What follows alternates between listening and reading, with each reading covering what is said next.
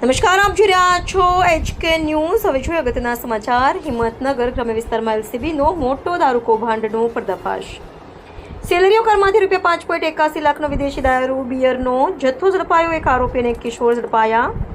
સાબરકાંઠા જિલ્લાના હિંમતનગર ગ્રામ્ય police station વિસ્તારમાં લોકલ ક્રાઇમ બ્રાન્ચે મોટી કાર્યવાહી હાથ ધરી હતી। LCB ટીમે નંબર વગરની મારુતિ સુઝુકી સેલેરીઓ કારમાંથી ભારતીય બનાવટનો વિદેશી દારૂ અને બિયરનો જથ્થો ઝડપી પાડ્યો હતો।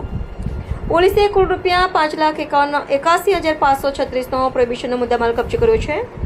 પોલીસને ખાનગી બાતમી મળી હતી કે સફેદ રંગની નંબર વગરની સેલેરીઓ કારમાં દારૂ ભરી હિંમતનગરથી વિજાપુર તરફ જવામાં આવી રહી છે। બાતમીના આધારે LCB ટીમે નવાનગર ગોગા મહારાજ મંદિર નજીક વિજાપુર હાઈવે રોડ પર નાકાબંધી ગોઠવી હતી।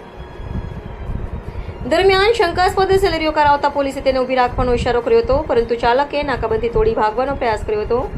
આ દરમિયાન ગાડીનો આગળનો અને સાઈડનો કાચ તૂટી ગયો હતો। પોલીસે પીછો કરી ગાડી રોકી તપાસ કરતા અંદરથી ભારતીય બનાવટનો વિદેશી દારૂ અને બિયરનો કુલ 1,116 નંગ મળી આવ્યા હતા।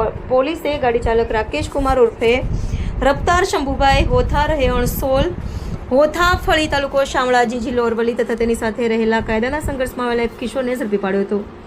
ઝડપાયેલા મુદ્દામાલમાં દારૂ બિયર કિંમત ₹2,71,536, 2 મોબાઈલ ફોન કિંમત ₹10,000 તથા કાર કિંમત ₹3 લાખ મળી કુલ કિંમત ₹5,81,536નો મુદ્દામાલ સામેલ છે। આ મામલે હિંમતનગર ગ્રામ્ય પોલીસ સ્ટેશન ખાતે પ્રોહિબિશન એક્ટ હેઠળ ગુનો નોંધી વધુ તપાસ હાથ ધરવામાં આવી છે। HK news, Sabarkantha.